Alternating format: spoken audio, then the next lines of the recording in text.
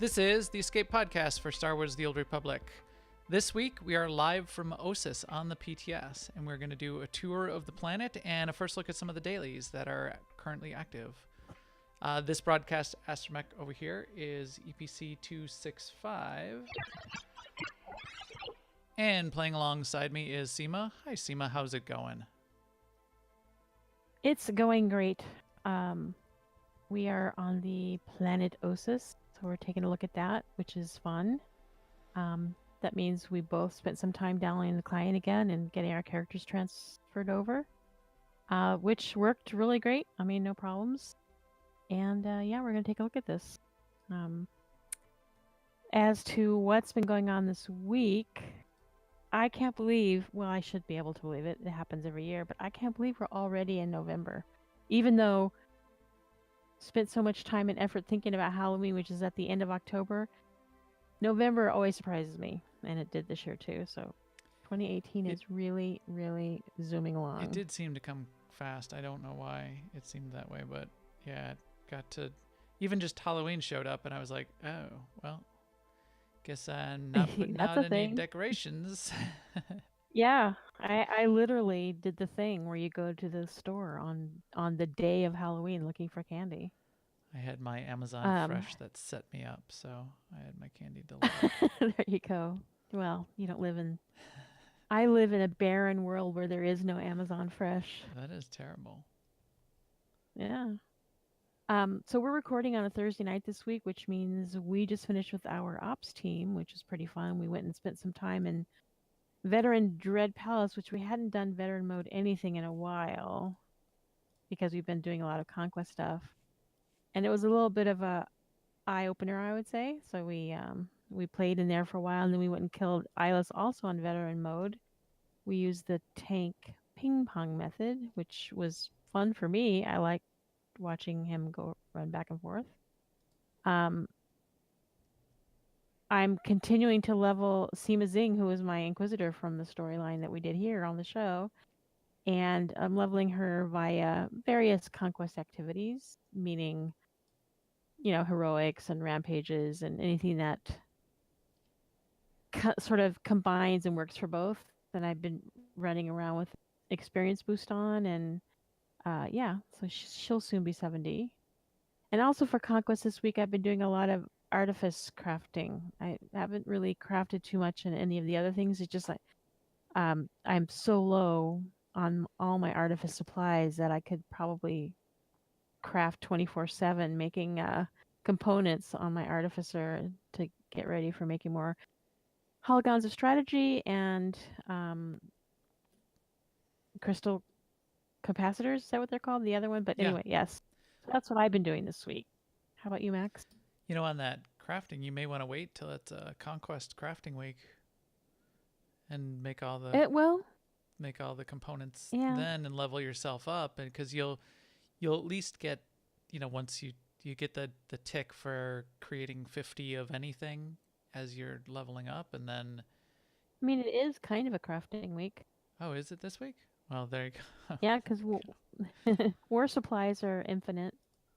See, it's not on the PTS. It is not a conquest week. Apparently. Big bag of Jack Squad. But it's not. It isn't. There's not a daily invasion force. But of course, an invasion force counts as a war supply. So. Well. But I was thinking of Sakic when I was doing it. It's like I'm just making all these components, and wouldn't it be funny if this character hit her personal target goal just making components from that 300 for 50? Yeah. Right. And that's okay. Like, yeah. So yeah, that's what I was talking about. So you're already there. So I have been doing all the things, all the usual things. It was a whole bunch of GSF last week, which I did. I played GSF enough to hit conquest on a couple characters, mostly on my main. I wasn't getting a kick, although it's fine playing with completely fresh ships. I can fly a gunship and do a fair amount of damage with a completely fresh ship. I mean, it's not great, but it's not nothing. I did like, though, because it was a conquest target, there was a daily achievement for fly 5 matches with a bomber or a gunship or a strike fighter. No love for the scouts apparently, which was I wasn't all that fond of, but in bothering to try to do that. So in each match, if you switched off between all three of those, you would get credit for each one of those three, but you had to do it 5 times to check off the daily, and you got like 1,000 conquest points. So it wasn't that great that you had to do 5 times with that ship to even get 1,000 conquest points. But you also got points for you both playing a match and winning a match, and plenty of points that way.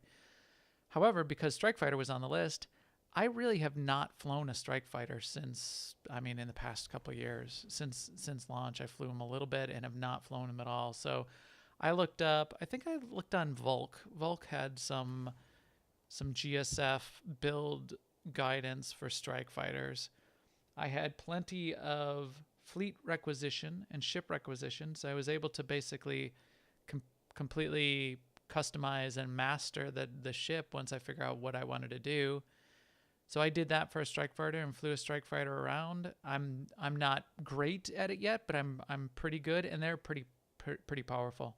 So Strike Fighters are both durable from a dogfighting perspective, and powerful from a damage perspective, and they have quite a bit of damage utility. So they have sort of the option to switch between a couple different kinds of weapons that allow you to do a series of different types of damage to both disable the ship that you're going after, weaken their shields, and then switch to the other weapon and DPS them down and that kind of thing. So I didn't get great at the EMP missile, then switching to the proton torpedo versus the blasters and timing that well. And I think if you do that, you'll be doing an amazing amount of damage and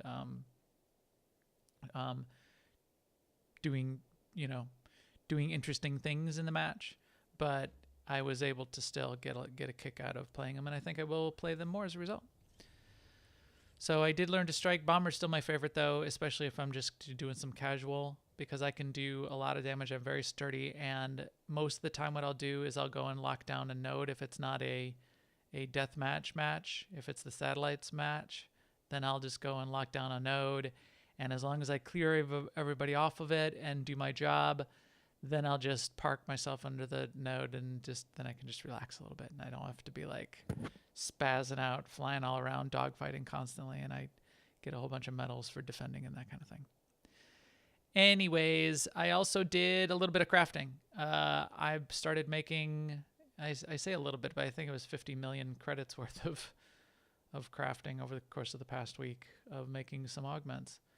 The price of charge matter transubstantiators has come up a little bit, but yeah, I'm gonna tank my market. But I think the amount of people bothering to make augments anymore has decreased because the inventory is low, and the prices as a result are coming up a little bit, and they seem to be selling still. So I did a lot of credits worth of crafting as a result without having to do all that much work. So there's that. But I think besides that, I just had a lot of fun with our guild on our various nights. So let's go ahead and check out what's up in the news. Now an Imperial News Network report. So first up in the news, we did find out that Bolster will be changing in 5.10 as the new armor levels, the new gear levels become available. Bolster will also shift. It will shift up in the same amount that the gear cap is raising, but it's obviously not going to meet the gear cap. So although the gear cap I think is moving to 256, the bolster will move up to 248. And the feedback on that has been, well reasoned and balanced, and it's been a good discussion in the forums. No, it was a shit show. Tallius, obviously. Channeling Tallius in there. If anybody watches WoW podcasts, yeah, he is my favorite. No, everybody hates it, and BioWare is terrible. And the argument from most people, well, basically two opposing arguments from a whole bunch of people that think they're agreeing with each other. the key argument seems to be, no, we want it completely balanced. We want static gear score for everybody going into PvP matches, so it's completely balanced. To which I say, then then you just want to play Overwatch with Star Wars characters, which and that actually sounds sort of cool, but that's not an RPG. That's not RPG PvP. That's Overwatch or Fortnite. I don't know. Just go play that, because then everybody's got the same stats and everything's the same. And that's what that's designed for. In RPG PvP, it's never going to be perfectly balanced, for one. But even so, in the places where it's not balanced, it's going to be off by a couple percent. The gear differences in Star Wars is not that bad. The other thing is, there's a reason to progress, and there's a reason for the people that grind out a whole bunch of gear and do a whole bunch of stuff, or pay a bunch of credits. I don't care, whatever. Go on or pay to win or whatever. There's progression. There's a reason to progress. However, skill trumps everything in PvP in this game. And if you are a skilled player and you're playing in 230 gear, or you're playing naked, you're still gonna do pretty well. And don't tell me you're not. If you're playing ranked and you want to be competitive in ranked, then if you're that level of player, well, then you're just going to be doing enough to get yourself a gear set anyway, so you're going to be fine. There's multiple paths to getting the gear. It's not a whole bunch of PvE that you necessarily have to do. There's multiple ways to be going about it. So just, wait to see how it goes. I guess that's where I'll go with that. I mean, the point of Bolster is so that everybody can PvP, so without getting immediately, devastated every time they walk in because everyone's out gearing them by this large margin. So, and it will accomplish that, won't it? Now, the other side, the opposite. So that was this post, which was FFS guys ! That means you again ignored all caps, all PvPers' concerns, and move on as always. We need PvP based on skill. We need static gear rating for everyone. Again, that's not RPG PvP. So I mean, I do get how that would be, that I think Guild Wars does that. If they have these side arenas where things work that way, and you can go off into those side arenas and you get pre-made stats and pre-made gear, and you just go and do that thing. But it's not that's not RPG PvP. That's arcade arena PvP. There's a place for that, but this isn't the place apparently. And then this other person, the opposite side is, so all of us who grinded like mad for 248 gear for PvP are just going to get thrown under the bus. Seems legit. So in that case, they seem to be saying, hey, I did all this work to get 248. Now you're going to bolster everybody else up to 248?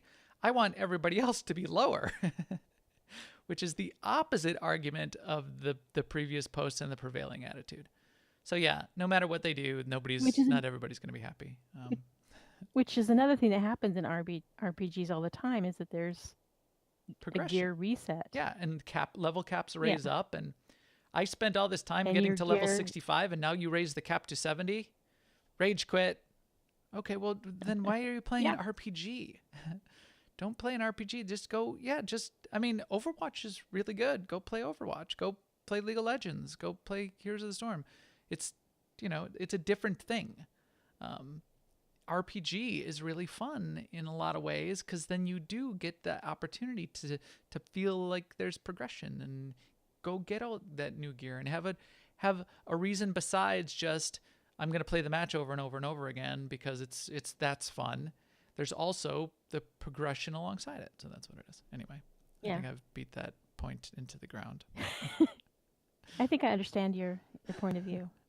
Got a point there, Max. Also, we learned this week that the way rep works is being changed in a couple of ways for Ossus.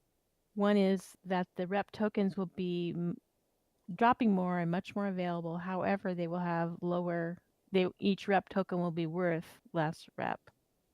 And then along with that, the weekly cap, which, it's been so long since I've had a rep to grind, I almost forgot about a weekly cap, is going to be higher. So if you So the sum of this all is, if you do want to right out of the gate grind a bunch of rep, you'll be able to do that and get higher than you used to be able to do in previous rep grinds before you hit the weekly cap. So I think that's the Yes. goal of it. Yes, but it will potentially take you a lot longer, or longer. I don't want to say a lot, because, as you just said, there's the individual tokens seem to be cut in half. Now that's on the PTS, and it could change. Seem to be about half the amount, but they're also saying they're gonna drop from more places. But it could potentially take you longer. And then also, yeah, speaking of shit shows, this thread also expresses quite a bit of opinions about how terrible this idea is, and why this is just a blatant money grab by EA and BioWare to make you play longer. So Seema and I were talking in the pre-show. Even if it is that, I think that's completely warranted and justified. I think all of the rep grinds and progression grinds and everything in Star Wars are really short in general. I think, it's nothing takes you months in this game. Everything takes, a couple weeks at the most if you try to do anything. So the rep, for anybody that cares, and even casually, the rep grind is going to be done in a few weeks. I sort of wouldn't mind for there to be some sort of like rep grind or progression thing, or see the command ranks, and that was a way that I sort of expressed the way I didn't mind how long of a grind that the command ranks were. Again, nobody agrees with that, but I think I'm over 200 in my Marauder, which is I think only my third out of the 4 advanced classes that I still need to get to command rank 4, command tier 4 to over 300. And so I'm still putting the work in. I'm still grinding out command ranks on that Marauder when I do get around to playing it, or when double XP weeks come and I open a bunch of packs. And I'm fine with that. I like that there's still progression going on. I like that there's still, that sometimes I go there and now I'm up to 200. Wow. There's like progress. That's why I play RPGs. If everything was level kept and everything, I would be done. I would have won, and then the only way to win next is not to play, and I don't want to do that. I don't like vendoring everything I get because it's useless to me. Right. Because you're done and everything's maxed out and everything's capped out. Like, I don't think I'm all, here. I'm not all. I'm mostly 248. I think do I have a couple 240s? No, maybe I'm all 248. See, that's sad. Now I have to delete my character because I'm all 248 on my mercenary. Well, there you go. See what you did. See what you did, interweb. That's your fault. And finally, in the news, the PTS was getting an update, which it did. The PTS is now back up, which you can see because we're on it right here. And 3 things are now available instead of just Gods from the Machine.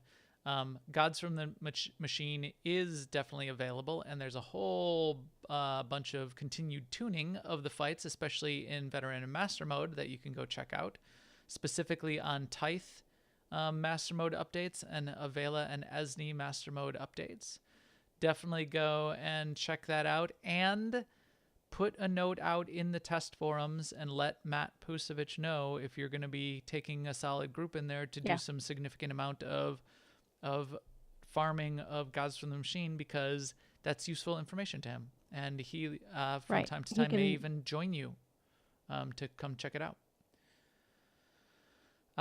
He may observe. Yeah, observe. Mostly I think he will do it from behind the scenes, but yeah, definitely post up and let the teams know that that's happening. The other things is the Ossus daily area, so that's what we're going to be touring tonight. And which I glossed over earlier in the week, I would actually like to maybe get some guildies on here in the next week and check out the PvP challenges, which are live as well. So PvP challenges, let's take a quick look. Is there a way we can even see the interface for it? Join queue, Warzone's group PvP challenge. Group PvP challenge. Challenge other groups to PvP. We have a group. Issue challenge. How do I... So I don't know how, but I think in the post there is a thing that says how to. So you might need to check out how to do this because, yep, in fact, they created a post that tell you how you can go out and go about creating a PvP challenge activity. But this is the most exciting thing to me around what's going into sort of what they called some of the sort of the guild changes that you would be able to like challenge another guild or, you know, declare war against another guild. I like this from an intra-guild perspective, and it seems to potential to offer a whole bunch of interesting things that we'll be able to do as a guild. Yeah. Starfighter, up to 12 players per team. We'll be able to start up a Starfighter match with, as you know, 24 people in our guild, and keep it casual, and you know, and show people where to fly and how to fly, and not shoot them, you know. So as soon as they enter the map, they get blown up and they can't even figure out how to fly their ship. We'll be able to like do instructions and training and drills and that kind of thing. Can you imagine now being able to take your 8-player team, or you know, although you can't queue up as 8, but take a whole bunch of players into the new Hutball arena and work out some strategies for where people should stand and what you want to do and how you want to arrange your passes and your throws and your kicks in Hutball. No kicking, sorry. I think this is really cool. Anyway, that's another thing I've hammered to death. What's up in guild news, Seema? What is up in guild news? Well, in November, we will have another mega. That'll be our November mega. It will be sometime in November. Marcus is in the chat room reminding everyone that it's going to have something to do with finding Seema. So I like it because I'll be like the star. Yes. Yes, you will. It's going to be sort of the way he described it to me was where in the world is Carmen Sandiego, but with Seema and the galaxy. So with that sold it. That sold it to me. That was the pitch. And then I think I do get to kill everyone that finds me, right? Well, I think there will be some dying involved, from what I heard, but that's a secret. I'm not going to get into that. Some of you may die, but that's a risk I'm willing to take. Yeah. Anyway, so that'll that be a should lot of fun. It was supposed to be November 30th. I think we may be shifting that date slightly, so you're gonna have to keep an ear out for when that date might end up, because we have another one of our awesome guildies, Lucy, who will be helping plan it, and plan the event, not plan it. She will be helping plan the event and is tied up on the 30th. So we're gonna try to make it at a time when we can make sure that Lucy can be there to help direct the festivities. And I mean, I just said how fast the year has gone. Now that it's officially November, the rest of the year is going to go by in a blink. Now we're late. Late. Yes, it is. It's going to go by in a blink. It's, yeah. Boy, Seema, have you gotten all your holiday gifts for... Oh my gosh. No, I Did haven't. I just stress you out there? I've gotten like 2 Christmas gifts or a plan for them. And because I freak out, he's making fun of me because I freak out about Christmas for shopping, which I do. But I don't think about Christmas. I refuse to think about Christmas until after Thanksgiving. The day after Thanksgiving, because because the Santa rides at the end of the Macy's Thanksgiving Day Parade. In my mind, in the old days, there weren't any Christmas decorations in the store. There weren't Christmas ads on TV. That stuff didn't start until the day after Thanksgiving. So, and the Macy's Thanksgiving Day Parade was the kickoff. So that's... Well, since time does move on and your day is no longer, I start worrying earlier. Time is fleeting. Yes. And I have this list. I have a list, right? It's in a spreadsheet that I check off only 2 things are checked off, and all the others are just blinking at me. I don't know when I'm going to get them. So yes, I'm stressing out. In community news, couple important things coming up this weekend. Starting tomorrow or starting soon. Some people may be starting already. I don't know exactly how it works, but Extra Life charity is starting up. We're having a big Star Wars community sponsored by the 5th year of them doing it is the Unholy Alliance Guild Team, Wookiee Alliance, Passionately Casual Podcast. They do an extended thing with a bunch of guildies. Some of our guildies are involved. I believe Zen in the chat room is going to be involved.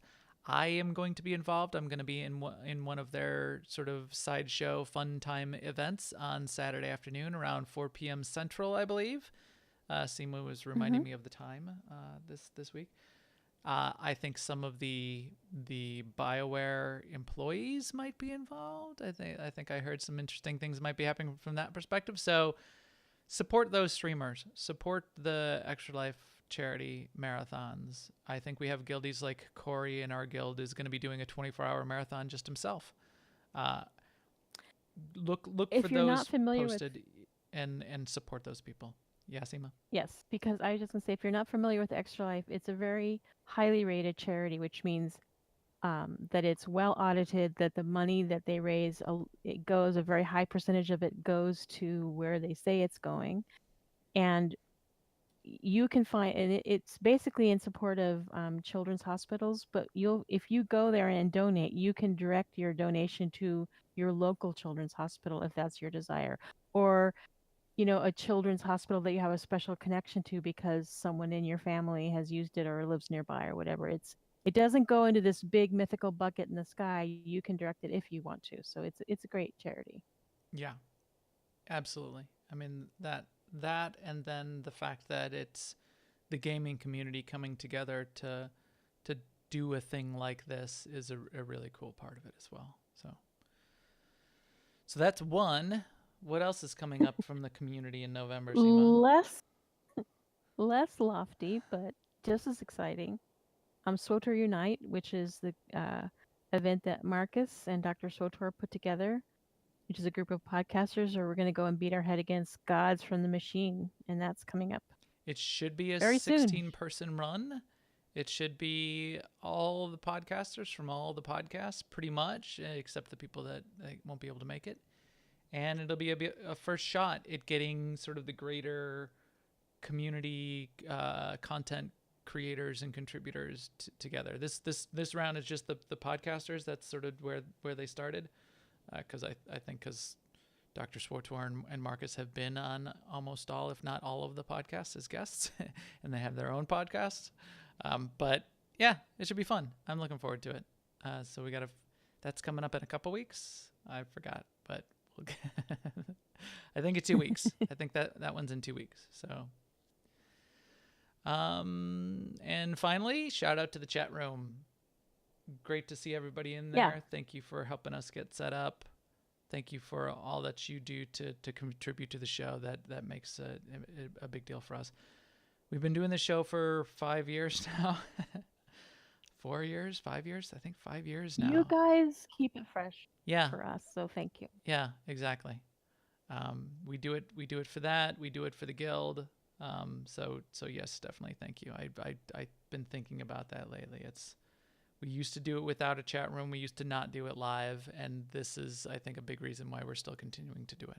So, yes. All right. So we are going to do a flyby of Ossus. So we'll go back to the start here in just a second. But it reminded me of my setup. It reminded me of a movie quote where they requested a flyby. Remember that scene in Top Gun, Seema? That's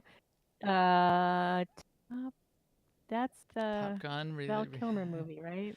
Anyway, I went back and I clipped out the audio from the movie so we could hear it.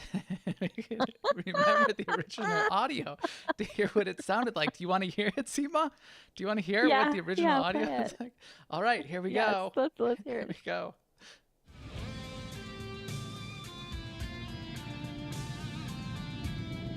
Tower, this is Max and Seema. requesting a flyby. Negative, Ghost Rider. The pattern is full. No, Max? this is not a good idea. Sorry, Seema. but it's time to buzz the tower.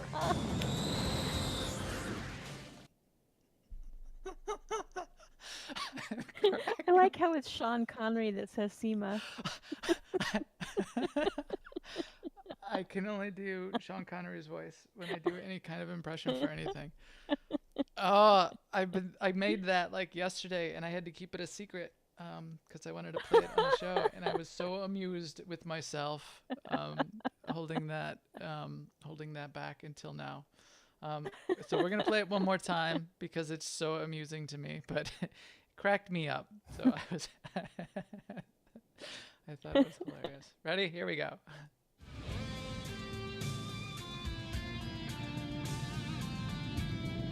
Tower, this is Max and Seema. requesting a flyby. Negative, Ghost Rider. The pattern is full. No, Max? this is not a good idea. Sorry, Seema. but it's time to buzz the tower. Did you hear your voice in there? I had to clip Yes. that. I had to clip that out of somewhere and put it in there. But I would thought I was pretty clever because if you hear when I do the voiceover, I still kept a little bit of the back audio. I had to like clip it out of somewhere else and drag it in Oh, there. what I- voiceover? I'm sure that that all So actually that was- happened in the movie. That was the original director's cut. Yeah, so that is the chat room is talking about Max in a tracksuit playing volleyball. I should paste myself into the scene with Tom Cruise and Val Kilmer playing volleyball, and then me like I'll Photoshop myself into the scene too. All right. So Ossus for the rest of us. Quick travel back so we can get to the hidden landing site to start. So as you're looking at the map here, and I'll try to describe this in words as well for all the people that aren't looking at the screen, but we're going to be touring the daily areas, which is sort of the middle part of the map. And I think this is the whole map of the planet. So I think there's a bunch of story that's going to be going on across this as well. But just the daily parts are opened up. There's a hidden landing area for the Imperial side where they come in as sort of like a crash site of a wrecked ship. And then the Republic entry point is down in the very southwest of the map, which is a really cool little farm colony area. It's sort of open and nice and green. And the Imperial side is the hollowed out interior of a crash structure. There should not be, so the chat room is asking, there should be no spoilers. So the only spoilers are just seeing the dailies. I mean, we will click and show you the dailies, and we're going to show you the areas and where you pick up the quests. But there should be zero story spoilers. From what I heard on the PTS, for one of the dailies, there was a little bit of a spoiler that was surfaced, but I think they even have taken that out in the latest PTS build. But we're not going to show you what's, we'll show you the areas where the dailies are. I'm not going to go through any of the quest text or any of that, so it shouldn't be any of that. I did have some problems on that. So there's little bugs across the PTS, and you can notice things that aren't finished. So we'll ignore some of that as well. I had real problems mounting on the PTS. Were you able to get your mounts to work, Seema? Yes, I think so. So I'm back. I realize now I didn't really try, but So the only way I was able to get my mount to work is the activate random mount ability is the only thing that would work. I'm not able to manually use any single mount or put any of those mounts on my bar. I should probably make sure that I file a bug report for that. So then I just activated the one mount that I wanted mounted and used the random mount button to get that mount. I noticed that I have to actually click on the quick travel things to discover them. Yes, that's also, yeah, I noticed that too. So thank you, Sir Galahad, in the chat room. He said, to be clear, your mount will freeze before you reach the first marker. So, yeah, fine, Sir Galahad, I'll see you in hell. Oh, I'm right. Don't get off the elevator. Are you back there? Yeah. Okay. So, actually, that's not the starting area. When you first zone into the planet, you can get there on the PTS. You can get there via your ship or just on the map. On the galaxy map, Ossus is in this this segment of the galaxy right here. I don't know what is this segment called. It's the right side. The right side of the galaxy. Yes, I know there's no right-hand side in 3D space. The enemy gate is down, but it's over here on the right. There's Ossus. So you can just click on it, and you can travel directly to Ossus that way via the galaxy map. You can get in your ship. First thing I did was I got my ship. I would recommend always doing that the first time you ever go to a planet, because then you get the little scene of you coming out of hyperspace, and you get to see the planet. Ossus is a pretty brown planet. Remember, its lore is there was a giant space battles, and a supernova was initiated as part of the destruction of this area of space combat, which sort of blasted and irradiated the surface of the planet and killed most of the life here. This looks like, I really like the design of this. You know, this really reminds me of The Last Jedi and what was the one before Last Jedi? the Star Wars movie. I don't know much about Star Wars, so I have you know, what's the trash planet where our young why is my mind completely blank and I cannot remember anything about Star Wars. So in Star Wars Episode 7, we meet our young heroine on the trash planet Jakku. Yes, this totally reminds me of Jakku, the inside of this ship and the design. You know how she's scavenging inside of the hull of a wrecked Star Destroyer on Jakku in the beginning of the planet? This totally makes me think of that, and I really like the design of the inside of here. So we're hanging out in here. This is where the Imperials are sort of staging their assault on the planet of Ossus. So this looks pretty cool. When you come over here, there's multiple levels to this. If you jump off, you will die. I did try. There's a couple areas though. So if you go up, right up here, the first area you get to has the board, the mission board, where you can pick up all your daily missions. It's a little bit difficult to see. I found it difficult to find right off. There is a big sort of the little not big, but the little triangle hovering above it. Both the starting areas though have one of these mission boards where you can pick up all the missions, and there's about 10 daily missions that you can pick up. So yeah, there's a bunch. Yeah. So I actually thought that was a little bit of a problem. We still only have 25 slot for 25 missions in our mission logs. You can pick up 10 off of this, plus the weekly, plus when you go out into the zones, there's like one-time quests that are out there on the surface of the planet. So the way I look at it though is it's instead of having all of these in rotation. So I guess you don't have to pick them up all at once is your point? Yes, you're free not to pick them up all at once, but the alternative would to be only 3 or 4 of them available, but they'd be different every day. Yeah. So this is them giving us choice. So let's continue to tour. Like we can decide which ones are perfect, which ones are our favorite ones, and then do them until we get sick of them, and then change. So then you go down the elevator all the way down to the bottom, and those elevators are fast. So do not try to. If that elevator is going down, don't try to catch it, because you will miss it. It's faster. Yeah. So I tried to catch it going up, and that didn't work either. I went right through it. This guy down here at the bottom of the elevator, the first little vendor you get to, is called a Masterwork Crystal Smuggler. And this, when you click on him, he basically will exchange unassembled components for Masterwork crystals. So Masterwork crystals are part of the currency that you can use to buy some pieces of the Masterwork gear, which is the 256 or 258. We'll go look at it here in just a second. They're also the part of the crafting component to do the crafting of pieces of the gear as well.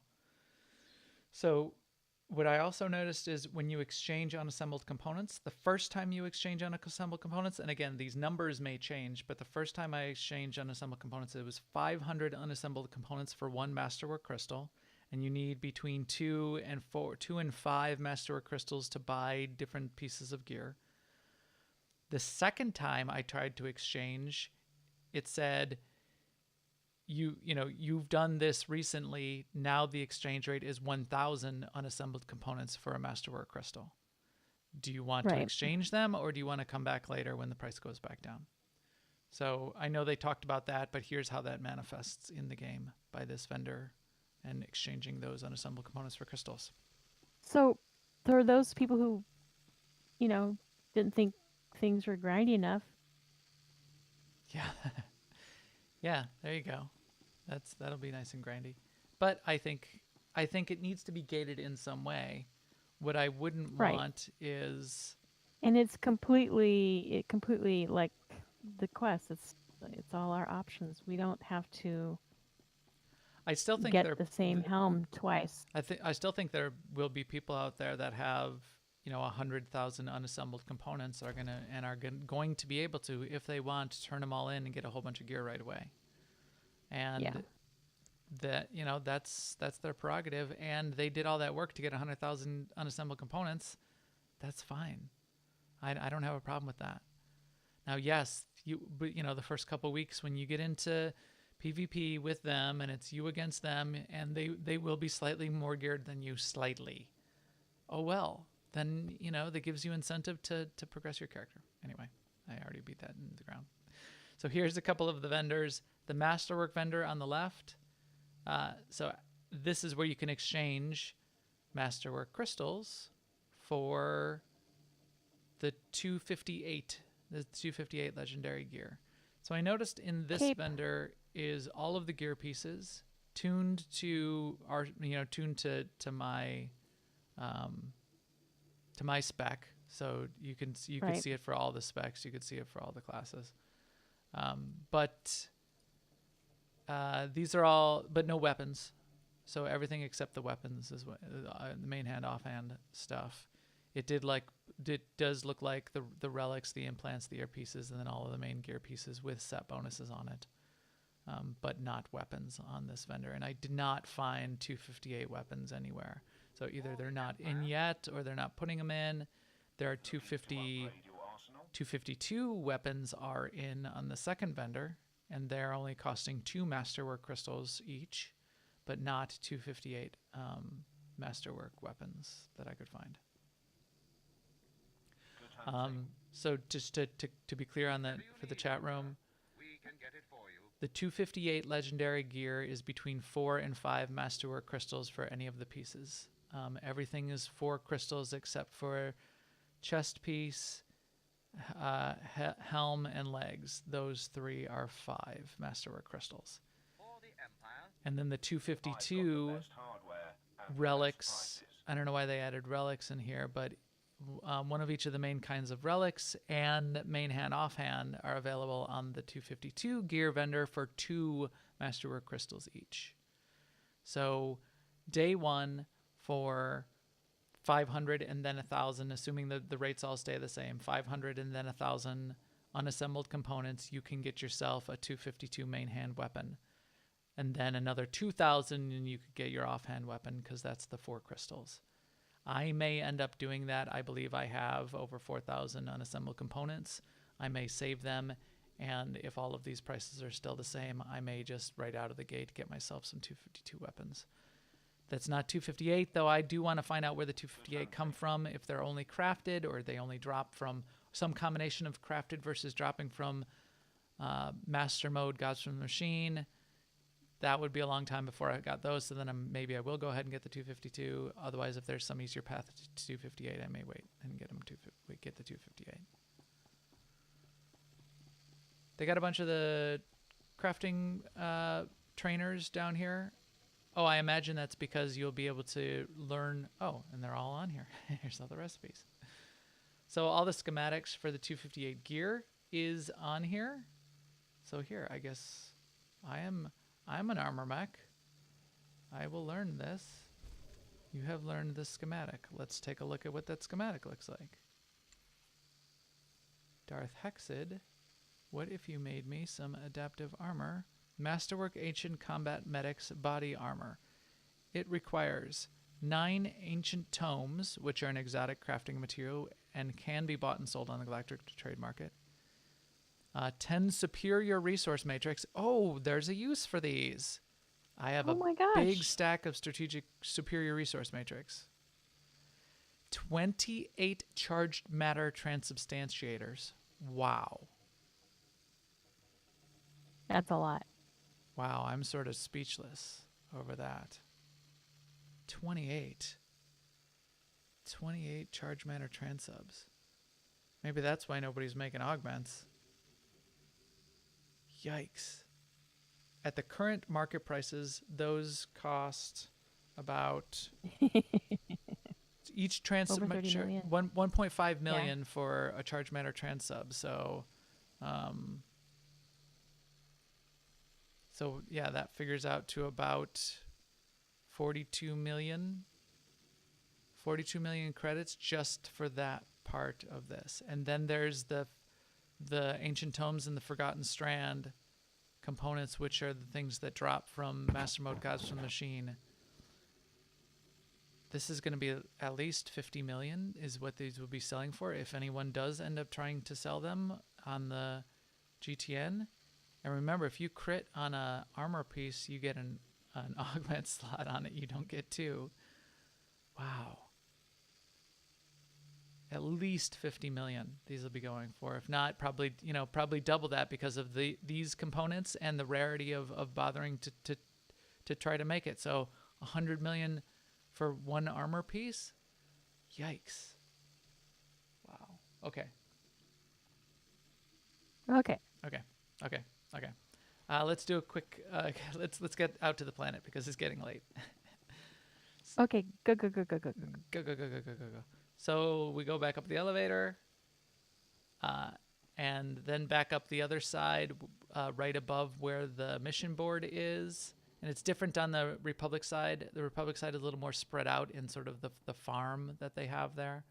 And I actually really like the Republic side. It's nice and sunny, and it's a nice little farm colony. But here's the transport speeder. The speeder points are all open and available. And there's 4 landing points where all of the dailies are. So there's the Canyons Camp, which we'll go to first. There's the farms. There's the Ancient Catacombs. And there's the Jedi Temple. So let's fly to the Canyons Camp, Seema. Travel route is confirmed. It's a little bit of the McKeb style speeder travel, where you get a little bit of animation, a little bit of live fly at the beginning, then it goes to a black screen, then it comes back, sort of when you get out towards the zone and you fly around for a little bit at the end. I sort of like that. Yeah, it's kind of the best of both worlds. Right? You're not flying for like 10 minutes, but you get where you need to go. But you do get to see some scenery. Right. And in fact, one of the I'll have to try to remember which 2 points I connected between, but I flew over a holocron, which I thought was interesting. So in addition to all of those dailies that we got, I also noticed there's like this guy down here who has another mission available. I don't know if these are like one-time planetary missions or technically part of the story on the planet or additional dailies that you can pick up down here. But there's more missions around in these areas. So this is the canyon. What did I notice on the canyon? So if you hit M on the map, the Imperials are on the north side of the canyon. The Republic is on the south side of the canyon. I think if you want to switch over to a PvP map, you'll have a nice sort of, red versus blue oh, what's that? What's the that original that original Halo map? Gulch, Blood Gulch. It sort of reminds me of that across this canyon. But then also, if you look on the map, you could see all around here then are the daily areas. Deliver supplies to Imperial troops. Most of the dailies to me seemed relatively as expected. You know, go kill this giant robot. Go defeat mutated Genosians. Why do we have Genosians on this planet? We don't really know yet, so maybe we're going to figure that out. Go deliver supplies to troops. Go dig something up out of the ground. Go kill a razor claw. All pretty standard stuff from what I saw. It's a cool cave back here. A lot of this, again, I think looks relatively incomplete. Like if you look here, here's a bunch of Imperialist soldiers staring down security droids, and they're just standing there. And if you go inside the cave, you'll see like Sith on one, like 3 Sith lined up and 3 Jedi lined up, and they're just standing there in 2 lines staring at each other. So I think there's more sort of animation that's going to need to go into here too. So this initial landing point, the canyon, still a bunch of the dailies around here, but not as interesting as some of the other areas. But you get a feel for sort of what Ossus looks like, which I kind of like. I like the texture of these rocks. So it's either the snowy rocks or the muddy, dusty rocks, and the muddy, dusty rocks are all of the red, sort of the red dust. The sort of orangey, dusty color, yeah. And sort of, it's sort of like all dusted into the crevices. I like the art style on this. I think they did a good job. The texture just feels really rich. It's the all of the color is dusted into the texture in the crevices, and then same with the snow parts. Yeah, that's a good point. Oh, did you just see? I was just looking up. So the snowy part right here, just to the north of where we're standing. I was looking up at the top of that rock up there, and a boulder broke off and came slamming down and busted itself onto the lower slope here. Did you guys see that on the stream? Here, we'll count to 10. If it doesn't happen again in the next 10 seconds, we'll leave. But that was pretty cool looking. Nice little animation there. Yeah, I don't see it. A living world, after all. Yeah, wow, that was cool. Looked like a little sort of like a avalanche type of thing, but it was a big boulder, and it smashed itself on the rocks over here. Wow, that was cool. Anyway, all right. Next up. So next up, let's go to. All right, let's go down to the farm next. Okay. So the farm's sort of in the middle, and this will also show you sort of the middle of the map. And I think this may be just a ride the whole way. We don't get to go to a black screen. The farm's sort of central, and from the farm you can see some of the other daily areas, but you can't walk to them. You can definitely walk back to the canyon, but you can't walk across this water to get to the temple area, which I thought was weird. So the farm is where we started at the beginning of the podcast. So if you look down here, this is also, I guess let's ride down here, down into the farm, because I like this little area. We'll just quick travel back to that travel point. Try to avoid some of these mobs. A lot of the mobs are really spread out. I don't know if they're gonna, again, I don't know if they're gonna change them, but it's like there's all these packs of 5, and my death from above will never hit more than 1, and that is a little frustrating to me. Yes. So. Yeah. But I like these. See, there's all these mutated Genosians. I like the idea and the design of this little farm, and there's like little irrigation canals and the watering hole, the irrigation machines, and the little storage tanks and a bunch of stuff you do down here. So there's daily quests associated with these. You gotta sabotage the tanks. Remember, the Imperial side's trying to kick the Republic and the Jedi out of here. The Jedi have made this their own colony, and I'm sure they're trying to defend it, etc. This is a nice design. I just scavenged some craft 10 Yes. node. Yes, and it's all grade 10 materials and the scavenging nodes here I did notice. Now let's go back up the hill and we will fly to the next area. So the next, that's not right. Where's this way? We gotta go this way. Those are Genosians. They're gonna, mutated Genosians, not even regular ones. They're big. They're big, large people. Large, well, not people. Well, well, maybe they are. They're people too. Genosians are people too. Seema, don't disparage the Genosians. What?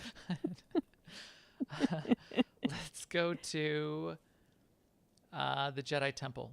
So the next two parts are the ancient catacombs and the Jedi Temple. Travel route is confirmed. These two architecturally are really cool. It's those ancient Jedi ruins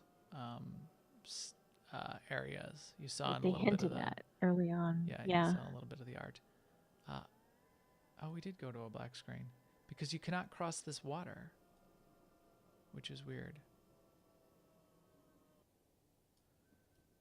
So here, in each of these areas, where the Republic lands versus where the Imperial lands is sort of opposite sides of each of the zones. So the Republic landing point is sort of at the south end of this Jedi Temple grounds area, and the Imperial is at the north end.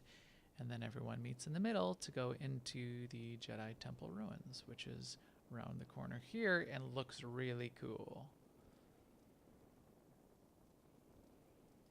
Sort of carved out of the cliff face, the ancient Jedi Temple ruins up there. That is very cool. Yeah, this is really well designed. Really, really nice art. Oops. Look where I'm going.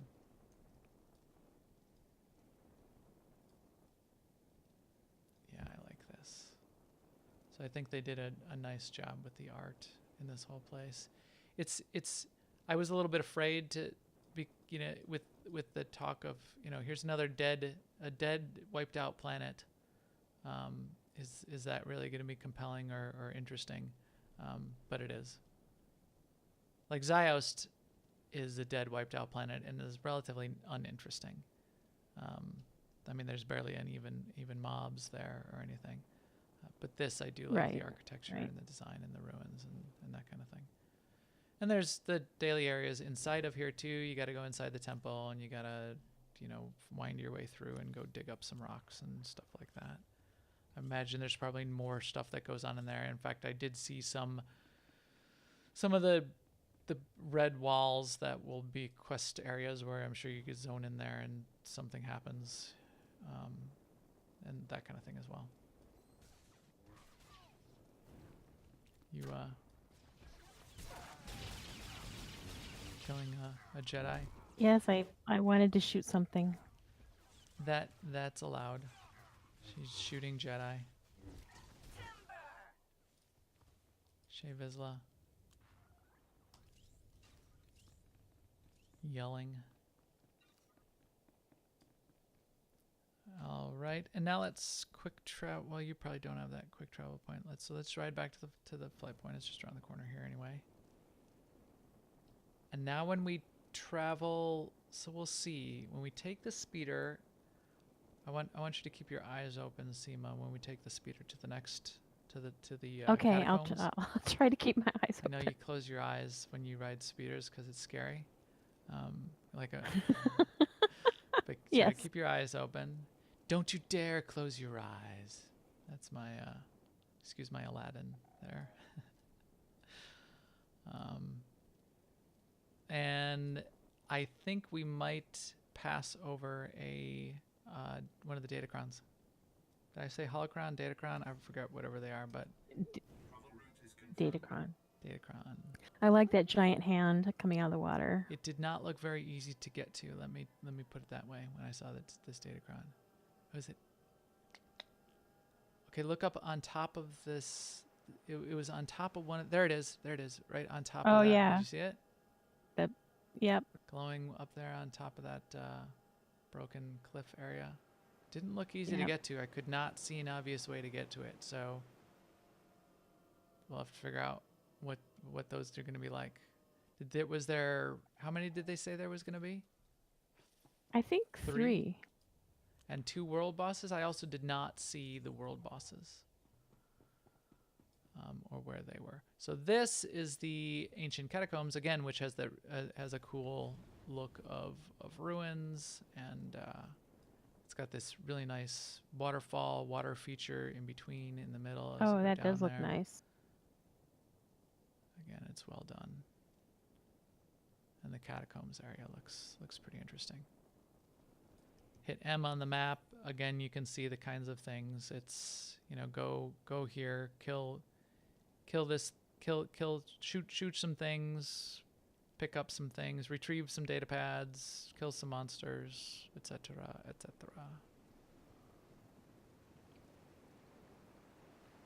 More Genosians. Mutated Genosian Grenadier. Jerkadier, my warriors. I mean, maybe I haven't looked at them closely enough, but they look like regular Genosians to me. I mean, But they're sort of big. I don't think regular Genosians are. oh, I don't think they stand okay. that tall, do they? Aren't they like little? Aren't they like? Aren't they only like 3 feet tall? But they like hover in the air and fly. Wasn't Watto a Genosian? they seem dangerous enough to me on Tatooine. The first time I came across them.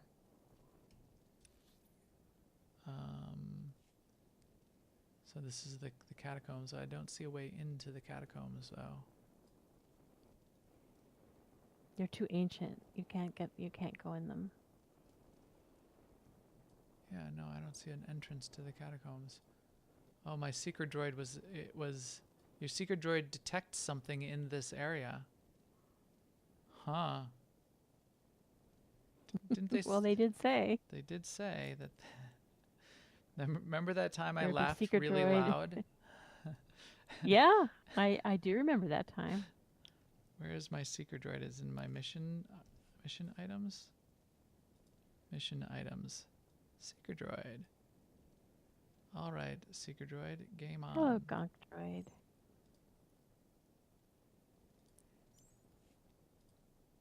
Max is going to go to Star Wars Celebration as a gonk droid. So that's the area.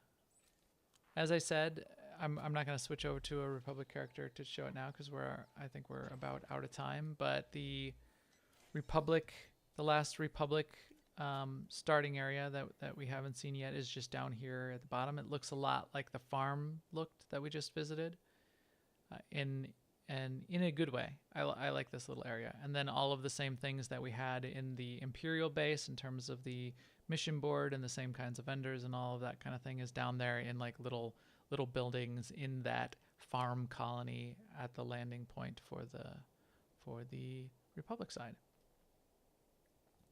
The chat room says use a triangulator for your seeker droid. I have 2 seeker droids in my mission items. I think one was from a mission from a quest and one was the one you got to do all the GSI stuff. I don't have any triangulators. I think there is a vendor in the Imperial base and the Republic base that sells triangulators, by the way. But I am not going to go get a triangulator. So that's it. What do you think, Seema? What do you think of Ossus? I'm optimistic. This looks like fun to me. One of the things I wanted out of this daily area is that it would be fun in the way that the black hole daily area is fun to me. And I think this seems like, well, first of all, it feels way bigger than black hole. It does. But I don't I like it. So far I like it. Yeah. I mean, the thing with IOCAF also when it was on its way, I was very excited about that too. And then so, you know, True. take it with a grain of salt. So we'll see. Although I think we've underutilized IOCAF. I do too. So, and that may end up being the same here as well. But the fact that there's at least some story here too, but there was on IOCAF as well. I think people just didn't like the dailies as much on IOCath, so maybe that was a little bit of a problem. But Yeah, I did them. I did them once, and I never really went back until they come up in the conquest rotation. I don't know if they're going to change the tuning here, but so far, I heard one of the missions is really, really hard. One of the dailies is really hard. Like, you go into some area and it's like broken. It's way too hard. Otherwise, everything to me seemed easier than IOCath. You go in IOCath, and even some of the strongs, they hit pretty hard on IOCath. Here, it seems tuned back a step. I don't know if they'll tune it back up, but it's not like a place that's it's going to be like totally kicking your butt and make it a real pain to get any daily done and make it really It's really a frustrating delicate procedure. to be there. Tuning the ease or difficulty of It is. mobs, because if they're too difficult or if they're too easy, the result is the same. It's tedious. Mm-hmm. So you need to find that golden mean, that happy medium, where it's just challenging enough to be interesting, but not so hard that it becomes tedious again. Right. So there you go. There's your tour of Ossus. First look at what some of these daily areas look like. An opportunity to see some of the art, and yeah, I'm looking forward to it. So if you have a chance, it's all on the PTS. It's all available to everybody. Feel free to get out there and check it out yourself. And my Seeker Droid just found something. A lockbox relics of Ossus, and we'll crack it open as sort of the last thing here. Lockbox relics of Ossus. And I open it, and I got 6 relics of Ossus. Can be exchanged for special equipment and items from vendors on Ossus. You're on your way. There we go. It's a currency, apparently. All right. And with that, in my relics of Ossus, I think we can wrap up the podcast for tonight and get our EPC 265 droid kicked out and airlocked to broadcast this podcast to all of you. So thanks again, everyone, for joining us. Please keep up with us on Twitter at MaxTheGray and at AIESEMA. And if you know any cool people that should be playing the game with us, with all of us, tell them to come check us out. They can find us on Starforge. They can find us on AIE-guild.org. They can find this podcast on twitch.tv/New Overlords. They can find us on YouTube/New Overlords, or however that works. Same thing, the New Overlords channel on YouTube. And they can get to our guild Discord on AIE-guild.org and ask us for an AIE Guild invite, and we would love to have them. And we will talk to you soon. Later, everyone.